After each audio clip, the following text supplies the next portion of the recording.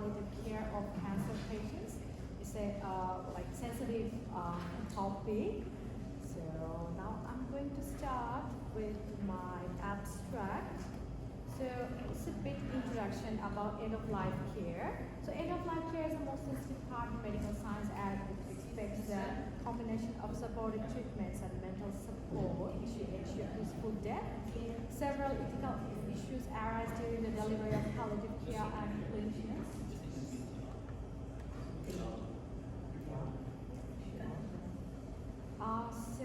Several ethical issues arise during the delivery of palliative care, and the clinicians and nurses have to use their ethical judgments on a regular basis. Different countries are following different protocols of handling ethical issues, and numbers of literatures have been published by the palliative care specialists and nurses, but the common ethical guidelines have not been published based on the articles yet.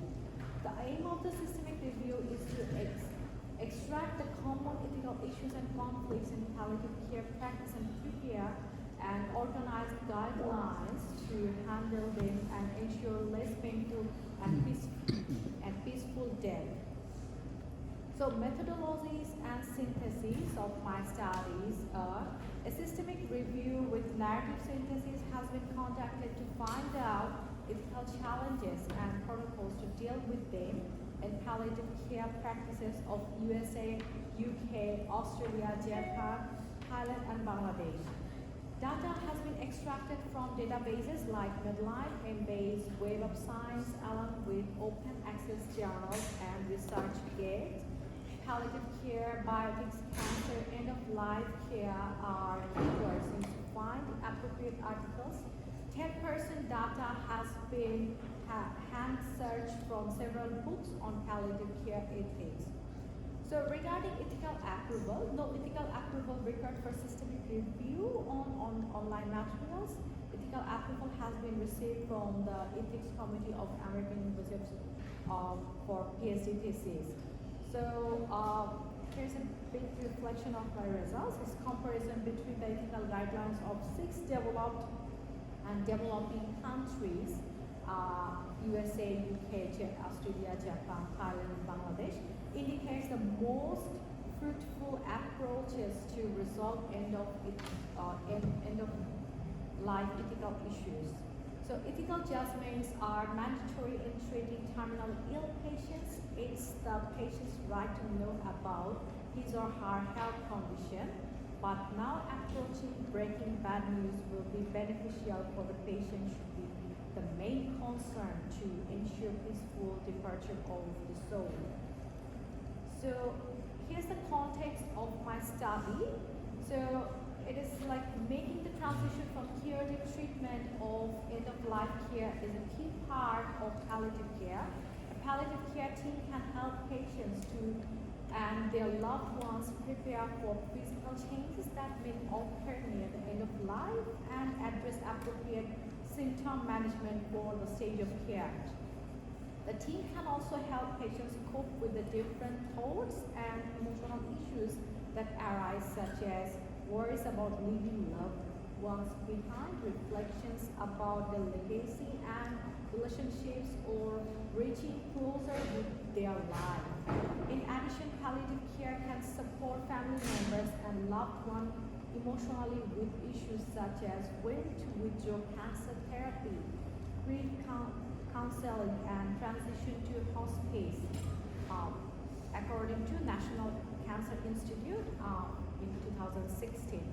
So now I'm moving to the aims and objectives of my studies. So the general objective is to assess the existing ethical practice in diagnosis, disclosure, and palliative care of cancer in the USA, UK, Australia, Japan, Thailand, and Bangladesh.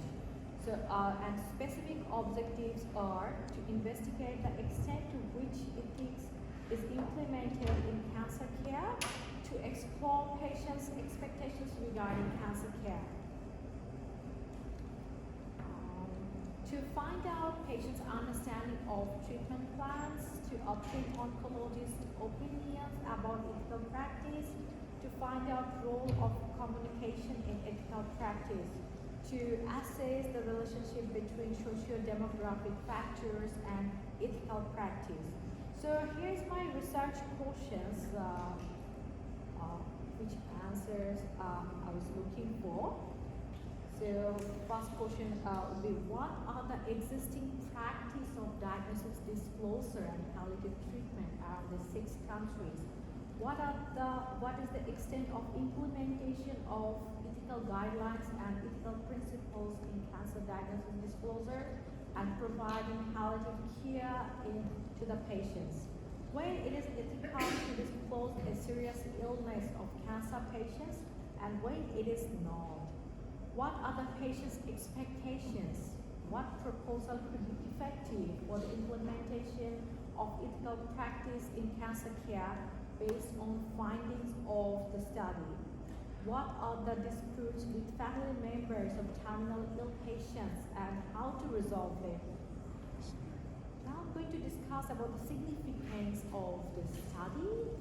It's palliative care is a legal choice where patients' health benefits are first priority. Terms like euthanasia and guardianship drags complications in the end-of-life care. Patients or family members may request a palliative care specialist to end of life due to extreme pain and sufferings. But is it legally valid?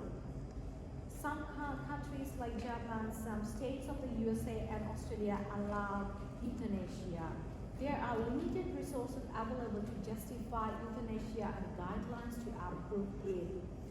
This study provides a light by comparison of 6 countries' strategies of handling such issues. There's also some limitations of this study.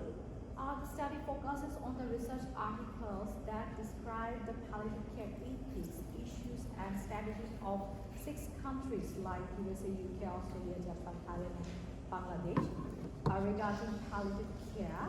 It does not reflect the current practice all over the world to develop the perfect palliative care guideline. Now moving to the next section. Some methods and analysis of my studies. I'm going to discuss about the eligibility criteria. This review includes the studies that have been conducted in USA, UK, Australia, Japan, Thailand, and Bangladesh, and hospital palliative care units, which reflects ethical issues of end-of-life care patients, expectations, conflicts management with relatives, strategies, and end-of-decision making.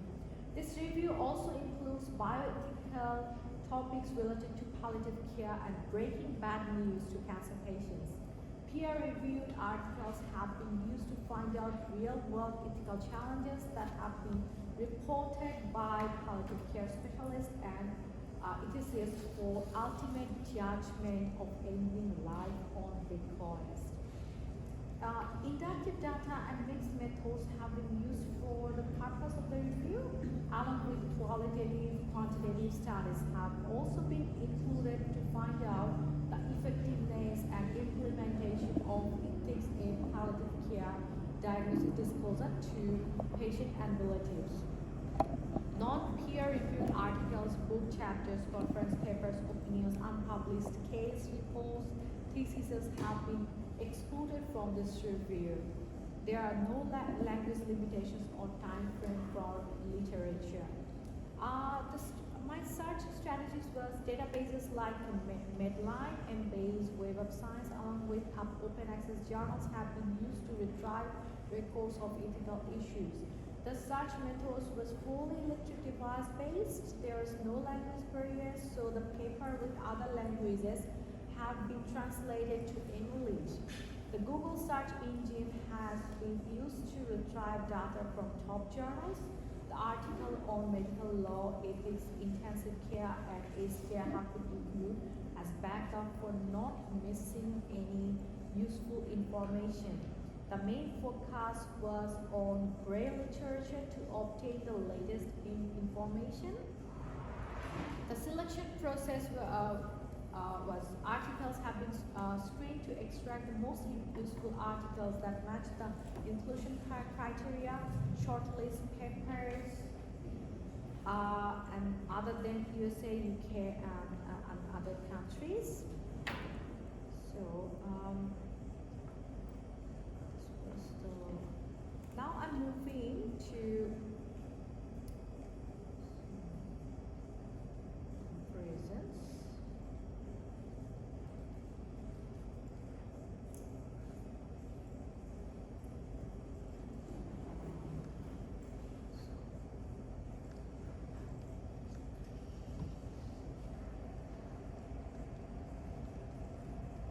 So I have discussed about the main like difference between some those 6 countries based on the euthanasia and other ethical issues in my thesis. Now I'm moving to the results.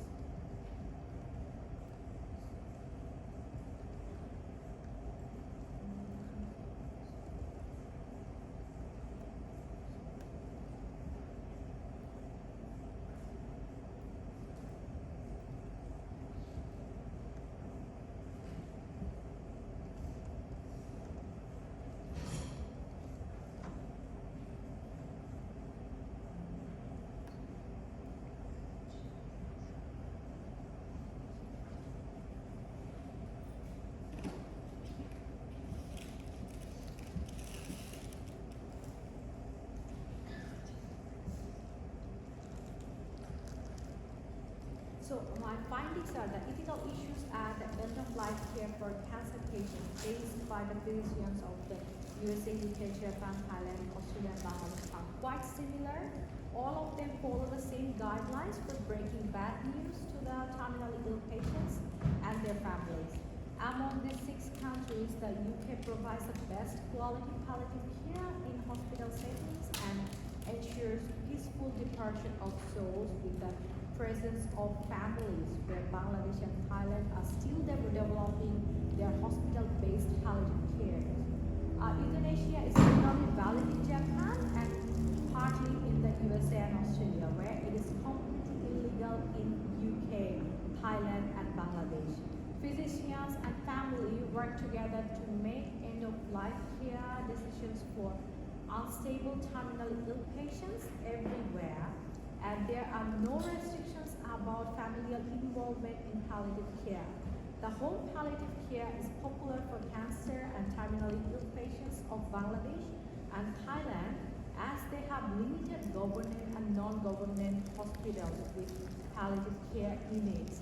Health insurance and government covers that the expensive palliative care treatments in Australia, UK, and USA, but developing countries like Bangladesh and Thailand are not getting such resources to ease death of terminally ill cancer patients.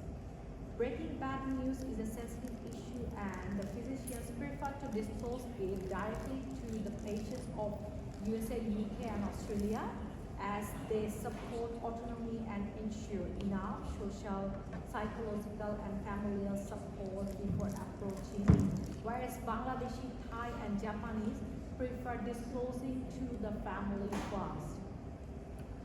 Now I'm moving to the conclusion. To conclude, possible ethical issues can make the peaceful departure of soul complicated if the guidelines of bioethics are not established in palliative care settings. Different countries follow different approaches to ease the death of terminally ill patients, and international comparisons of palliative care ethical approaches can help to guide the physician to provide excellent care, environment, and psychological support to the patient. It is important to follow autonomy and inform the patient about his or her health. But before proceeding with the breaking of bad news to the terminally ill cancer patients, it is essential to create the environment which can help the patient to tolerate the truth. Euthanasia can be supported if the patient requests for ending his or her life to get rid of pain and suffering. But before that, we need to create an environment and hope for the patient to survive by ensuring quality palliative care. Ethical dilemmas can be resolved peacefully by international comparisons to create the best guidelines. So here is all my references. Thank you so much for everyone. Thanks for your time. So any questions about my research?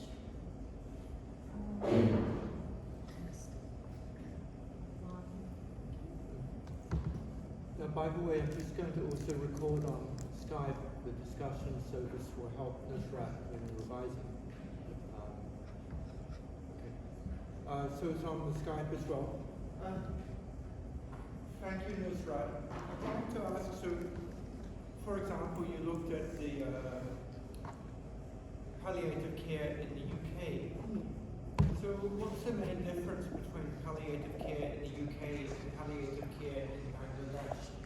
The main difference is logistics, because UK, as per my studies and focus looking for all the journals and other things, I found that UK provides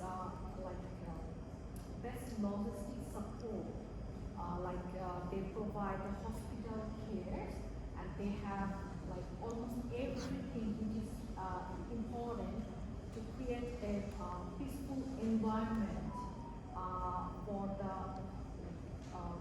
terminally ill patients. But in Bangladesh, palliative care is still developing. It's not developed country yet. So therefore, very limited hospitals provide palliative care in Bangladesh, but it's completely different in UK.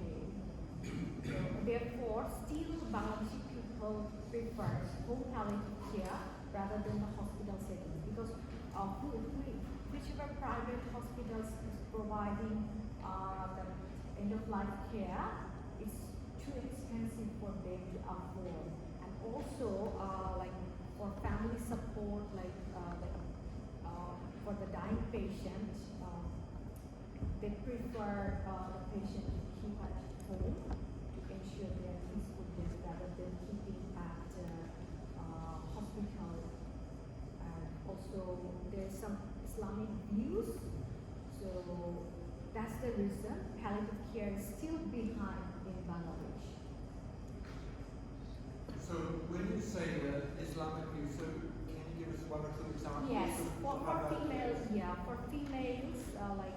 they think that if they're in hospital, they can't follow the Islamic, which is called the covering, the dress up and everything. And also, for the dying people, they prefer to recite Quran, whoever is dying. So it's our culture, whoever is dying, the next family members continue to recite Quran to make the departure of the soul easy. That's what they believe. So that's the main difference. So they prefer it to be at home, not from hospital. I see. Yeah, it's sort of interesting because in the Catholic tradition you have the last rites, which is also a part of the dying process. Maybe our Philippine colleagues can mention that. And so, by the way, many of you may want us to start again. Nusrat came to the AUSN roundtables in London and Cambridge during their studies to compare. So that was maybe he wants to come back to the UK for another roundtable.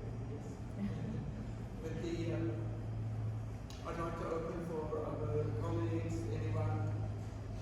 Nilta, you have some questions, Mike, please. Just come in. Come and sit here if you like. It's good for Skype.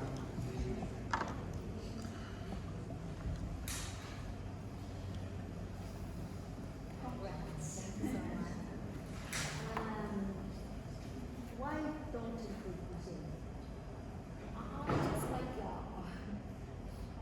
To start with, I was looking for my main focus was to compare between developing and developed country.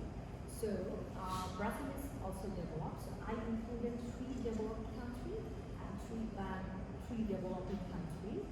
regarding palliative care. That's the reason I found just three, and I got the opportunity to travel all those countries to interview people. Director may give me the opportunity.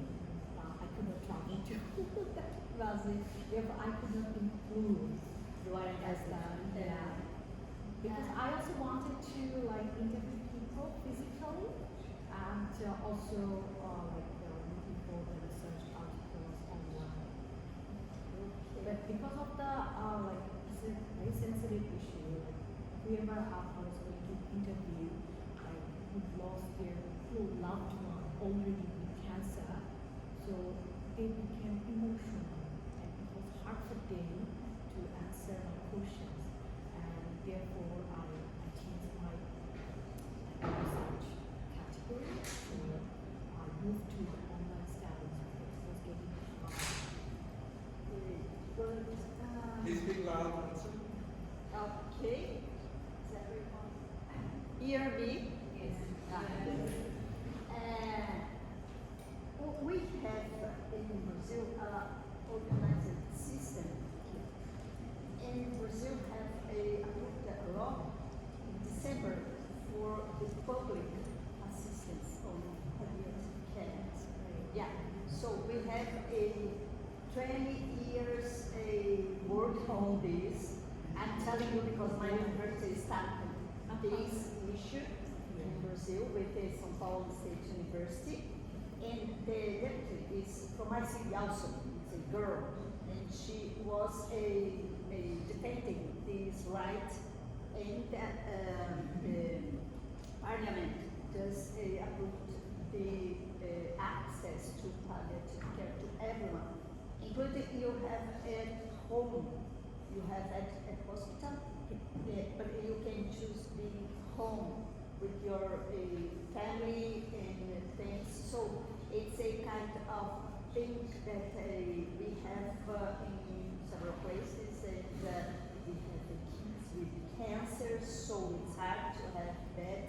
Especially in my state, we have the specialists on this in Curitiba city, and they have all the protocols for that. So I would suggest you to read a little bit about that. Yeah, exactly. Comparing these countries, if you would help you when you need to write down your paper, final paper. Yeah. I don't know, but I love this issue too.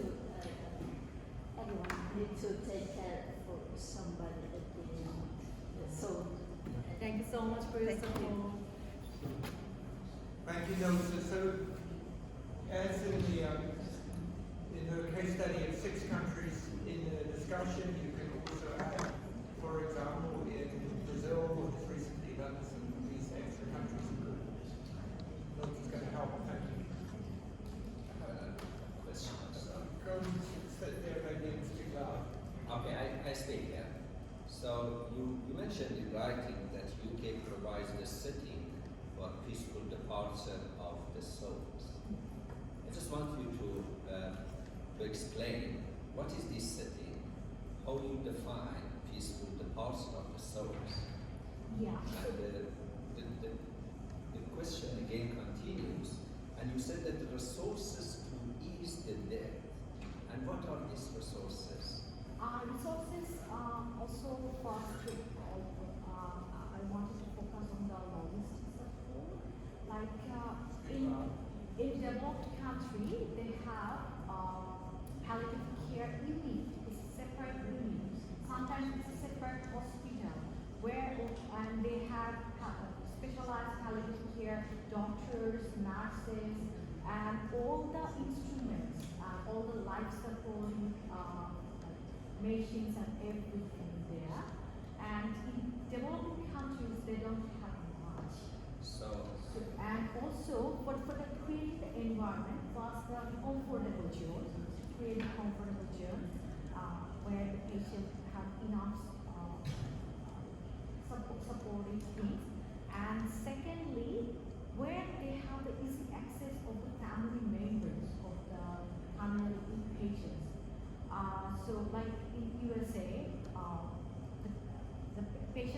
family members can easily go in and stay with the terminally ill patient who's dying, and they can support them mentally and everything. So that's what I mean about peaceful departure of soul.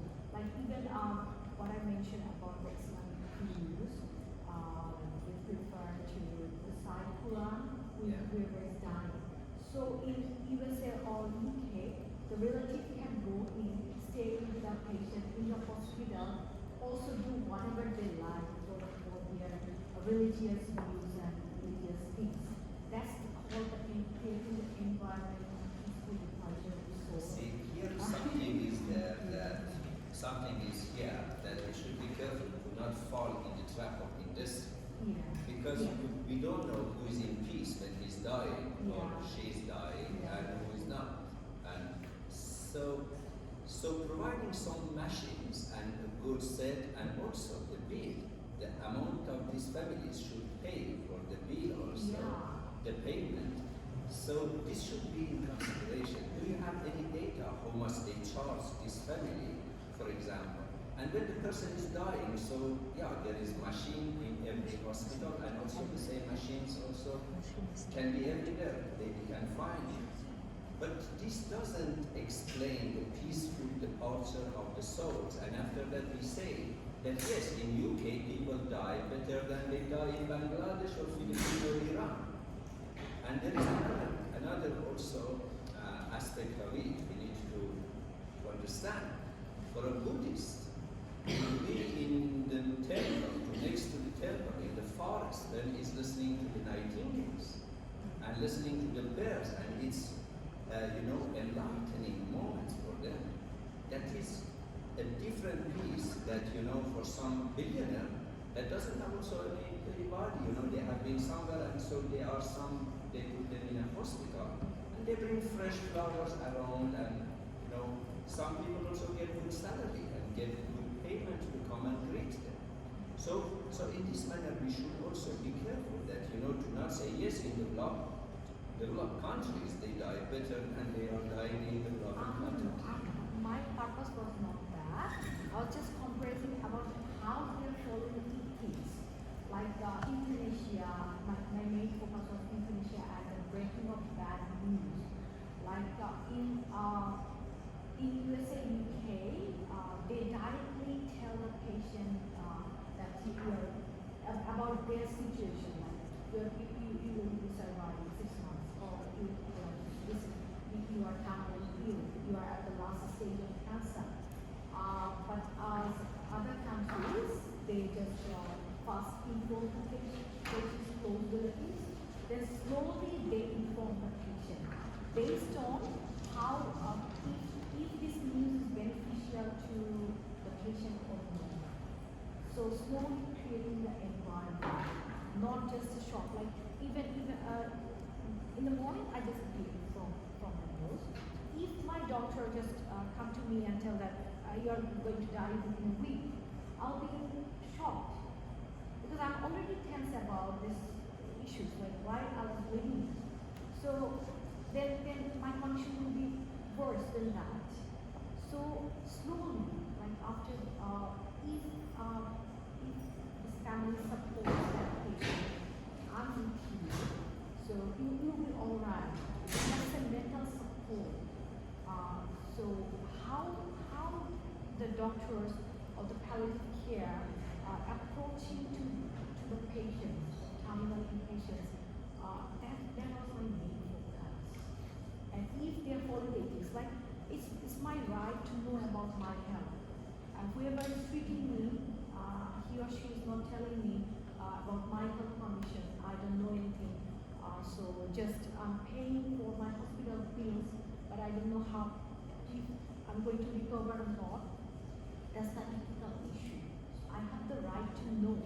But if it is beneficial for me to know at that time, that was my focus. I think I'd like to share something which is interesting. Nusrat, you remember we had the sad occasion, we went together to pay respects to Rishad, Yes. Shamima Appa's dear son, who was one of our students. And it was actually the last time, he was like 2 or 3 days after that, he lost consciousness and passed away of a brain tumor. But in that private hospital in Dhaka, Bangladesh, actually the private hospital was charging a lot of money. And at the end of life, people were very desperate to pay for the loved one. I think the same thing happens in many countries. In the UK, it's interesting because the National Health Service, everything sort of paid by your taxes and it's sort of free in the end. So Nabi's point, I think, is also interesting because for me, I would prefer to die on top of a mountain or next to my tree, not in a hospital. This is also the do not resuscitate order approach as well. So how do you find this in Bangladesh? Do you think there's going to be a change because the tendency is to go to advanced medical care. But then one of the countries that's interesting in this regard is Taiwan. Taiwan, 30 years ago, had most people dying by tubes and machines. And then they passed the palliative care laws to try and reduce this. But how do you think the situation, which stage is Bangladesh now? Is it still, most people will try to get advanced medical care to put them in hospital to save a few extra days? Or? Yeah, there's development of palliative care in Bangladesh, but the main problem is like US, Australia, it's fully covered by the insurance, the palliative care. But in Bangladesh, no type of treatment is covered by the government, and there is no health insurance system. So even if it is developed in the palliative care, only limited people can have benefit of those palliative care hospitals, palliative care settings, because there's no health insurance system in Bangladesh. Thank you, Yus. Other questions or comments, please? Questions? Yes, please. Engelbert. In 2.2, Please speak loud or come here. in 2.2, letter G should be capitalized because it's for Google. No, I'm just kidding. It's actually part of the edits later on. Just to cheer you up. The study is very, very important because, like the Philippines, we have a deep religious sense. And what Darren mentioned a while back is that as a Catholic tradition, in the hospital, the last rites, one of the 7 sacraments of the Catholic Church, is observed in many families that are also religious. And it's very, very important. And we always invoke rest in peace, because we believe that of the afterlife.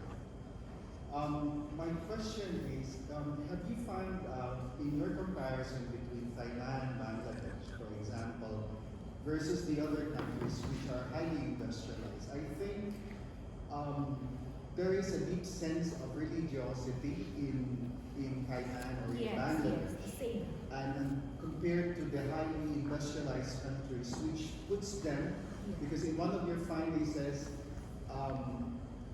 these other countries like US and UK are more advanced in their palliative care compared to these two countries. So I think the philosophical rootedness or the religious rootedness of these two countries would also affect how the people of those countries receive palliative care. Yes. So this Bangladesh and Thailand, these two countries are a bit similar as per my research, because they prefer the home palliative care settings, and they are more. I mean, I should not say that, but they mainly focus on the to ensure peaceful death. They mainly focus on the religion, because they are more religious than other modern countries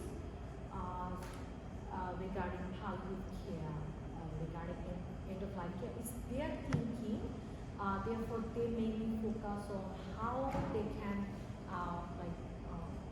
like they can add religion to, like they believe that religion is their peace. So they want peaceful death by incorporating those religious things. That's the reason they are still focusing on the home palliative care system rather than the hospitals. So the question is here. Question is here. So you go as a Muslim and they recite Quran and say, hey, you are going to heaven. And as a Hindu, you say you are going to reincarnate it. So don't worry, just go it with grace and that. Yeah. Or with other religions. Yeah. So religion here has a solution. Yeah. And if we don't have religion, so in other places in UK, do they talk about something about God? How they give them a peaceful moment in this time that they want to die? Yes, they They are recite doing Bible, where Bibles? yeah, Bibles, and like mainly what I found that for end of life care, everyone is like focusing on reciting of their religious things. So and actually I didn't research on that because my main findings was things, not that things, but when I was searching for ethical issues, solutions, and views, I found those things and I just added Yeah. for the peaceful part. So in this writing of you that you say resources to ease the death and peaceful departure of the souls that goes with pills, with chemical pills, we should not, we should be so careful in this manner than to not say that one pill is better than, for example, Bhagavad Gita. Some people they think that and also the bills in the hospitals, if you have the data also to put it there. But it reminds me of something that I'm sorry I talked a lot, but we have the last poem of Rumi, our friends yesterday talked about Rumi. When Rumi was about to die, the son was there. His son was crying next to him. So in those times there was no peace, thanks God.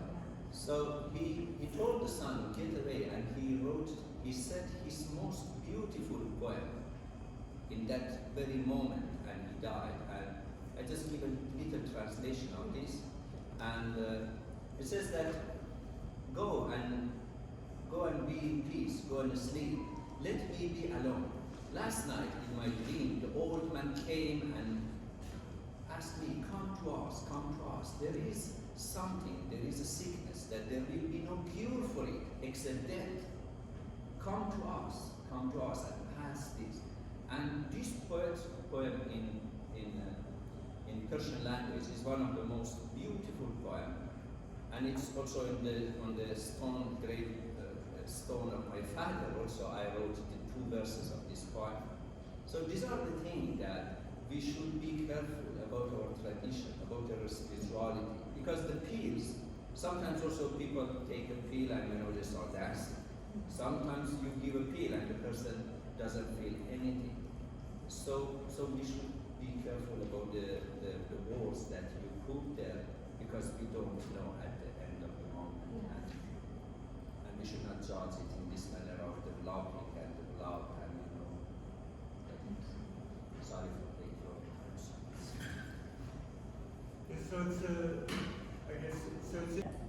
And you can have support for diminished pain.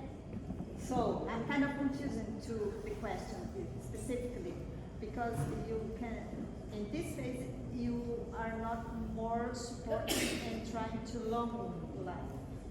So you're just trying to diminish a pain and make the person comfortable that situation. Okay? And sometimes they have conscience about what they are facing, sometimes not. Last year, a girl died with cancer. So he wrote a letter for the family. Please don't cry for me. At the very end, just make a party and have some beer for me. So people did that. They have all the videos I can send to you. So it's a kind of a palliative care that leads the person to prepare even the second after she had passed away. So it's a beautiful poetry, a kind of poetry in the letter. Thank you. Everyone saw at the media last year because it was very famous in Brazil. So, thank you. Thank you, Suma, this is a question for you, please. Not question. I'm trying to help the business. Yeah. So I looked at your questions and I listened to the comments. I think that you will improve your thesis very well if you can choose those variables or very important definitions there and define them very clearly, especially when it comes to spiritual and peace. These are terminologies which people will catch to find out what you actually mean because they all go through belief systems. So you need to write what kind of practices are involved in the engagement of this whole palliative care very clearly and put into context in these different countries and say how you're going to present them. Is it going to be in the narrative form? If it's narratives, you can even give these verses very clearly so that people get to know. And you can talk about the overall well-being because mental well-being is the terminology used everywhere now. And from mental well-being, you can bring on spiritual and this is my suggestion. So that you don't get into trouble with people who are having very strong beliefs and can't accept whatever. Thanks. Thanks so much. Actually, it's interesting that WHO, which looks like sometimes a spiritual organization, their definition of health, which Nusrat knows, physical, social, and spiritual. So actually, despite the running away from spirituality of the many organizations and governments, it's included in WHO definition. So the spiritual, I think we can still include, but definition is good. Shahadas, do you have some comments?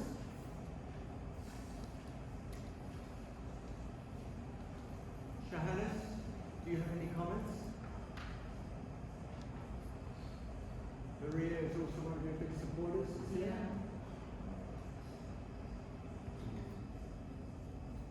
Are there other questions or comments here, please?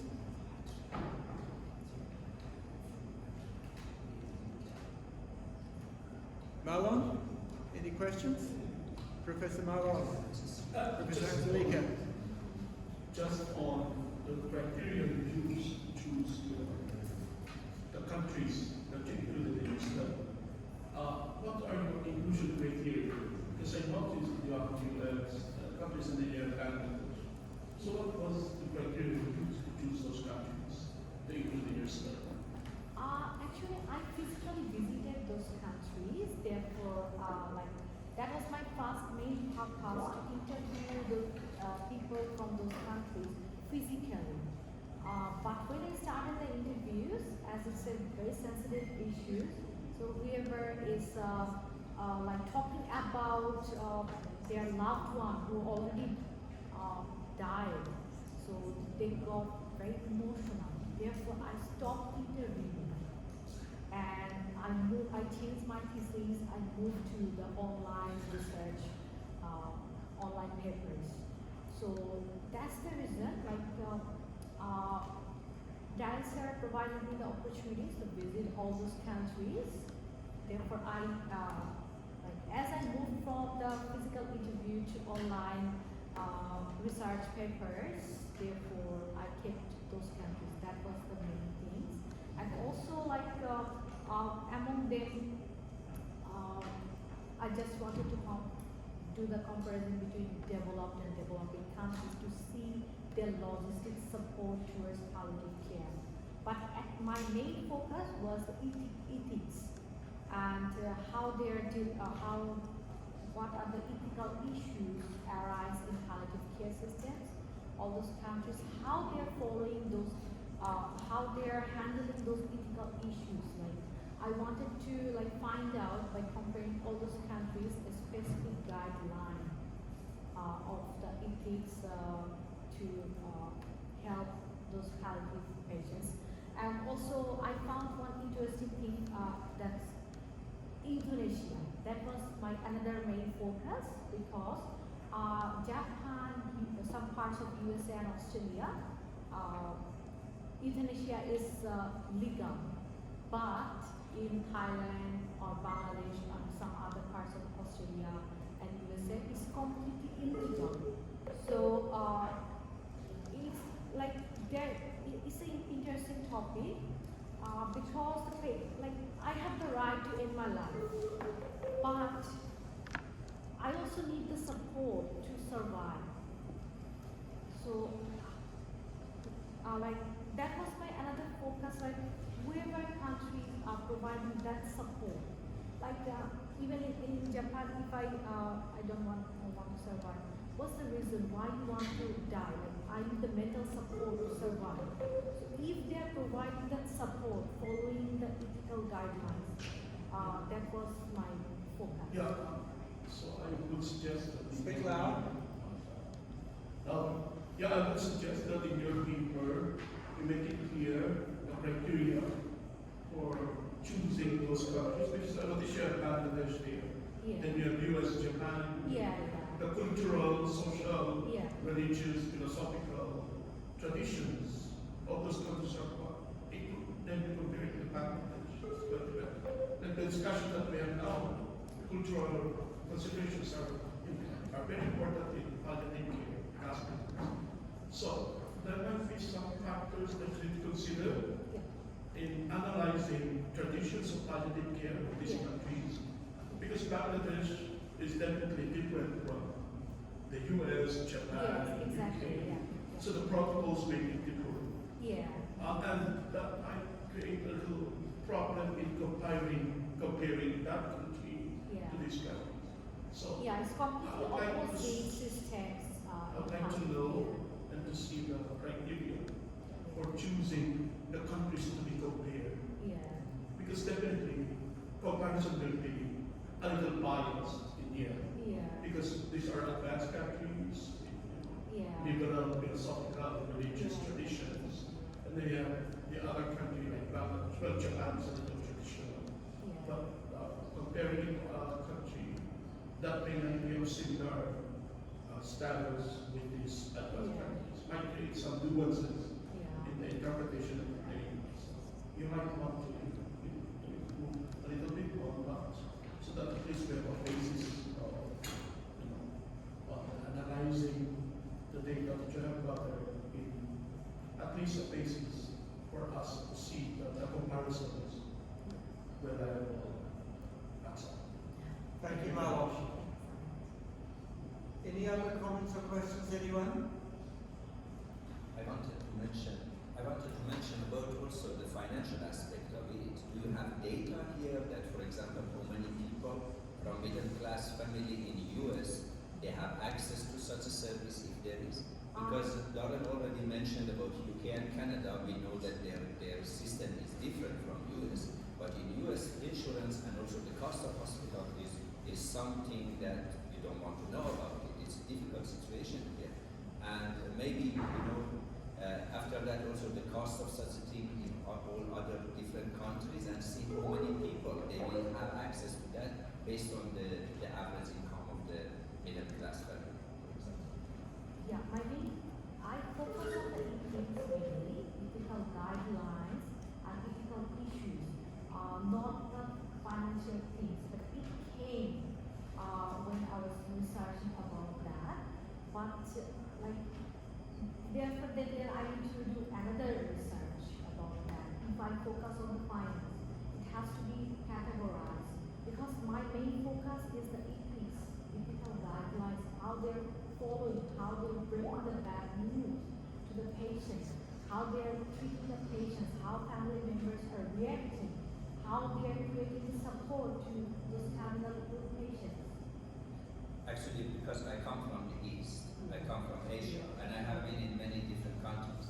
sometimes even if we say something, as you that you studied in America, and you say something, after that our people in the East, they would think that, yeah, the foreigners die better than us.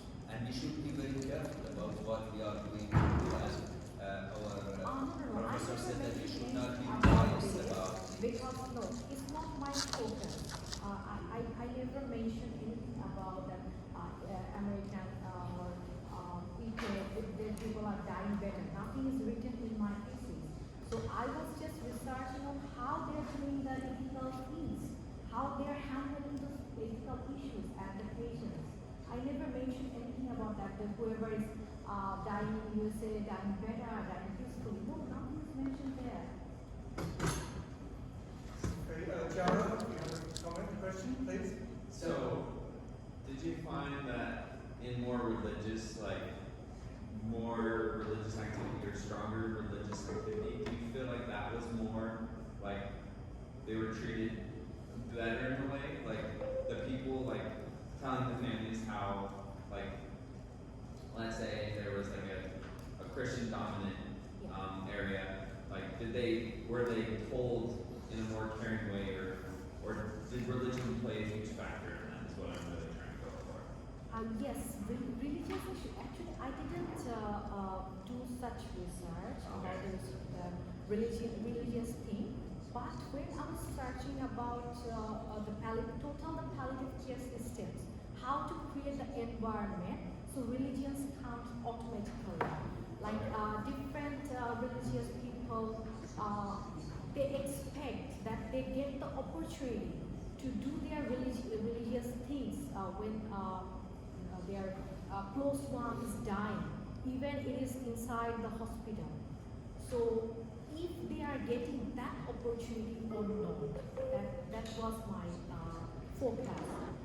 Like even if in the suppose if in hospital palliative care, if they don't one patient is terminally ill, dying on life support, if they don't, if the hospital doctors don't allow the relatives to go near the patient and do the reciting of their Bibles or anything, then that would be another issue. So therefore, I was looking for if the relatives and the terminally ill patients are getting that opportunity to do their religious things when they're dying. So that I looked for, because it's also ethics. Like I have the right to do follow my religion, even when I'm dying, even I'm in the hospital, so I'm in the life support. But still, I want to I can expect to hear my Bible or my Quran. So if the hospital authority or hospital people is providing me that opportunity or not, yeah, that was the focus of my research. Because it's multiple things. It's the total palliative care is multiple things. So I can't include everything. So therefore, I just included the ethics, the ethical guidelines. Thank you. Always put them in the form of limitations, the study limitations. Yes, Some yes, questions yes. people Yeah, have asked you, yeah. so there's no permission. Yeah. So later, Nusrat will look at the comments on Skype. That's also good. Thank you. And then I think we thank you very much, Nusrat. A final thing I'll share with you, it's interesting in one of the hospices or two examples of hospices that relate to the question. The first hospice I visited in 1992 in Madurai in southern India was a charity hospital, and some people were just dying on the concrete floor in a basic house, the concrete floor, but with people around them to give them ethical and social support. There were no machines, there was no money for machines. That was one hospice I've seen in south of India. Of course, nowadays you can get advanced private hospital care everywhere. In Taiwan, the interesting chapel they had was a multi-religious chapel. and they had different cupboards. So depending on the patients who would come, if they're Catholic, they bring out, Virgin Mary. If they're Protestant, they bring out the cross. If they're Buddhist, they bring out Lord Buddha. If they're Confucian, they bring out, Confucius. If they're occasionally they had foreigners, so maybe if they were a Muslim, they bring out, different. So the same room in the hospice was used as a religious chapel. But they had inside each cupboard like a wardrobe with different religious things to make them happy. And they had chaplains who could, from different faiths on call, who could help to meet the spiritual needs. So Suma's comment about mental health, spiritual health, I think these are separate chapters and interesting. I'd like to thank you, Nusrat, for your hard work and persistence to finish. So congratulations, thank you very much. And so people who are here, maybe you have some other suggestions as well as that. Thank you very much. So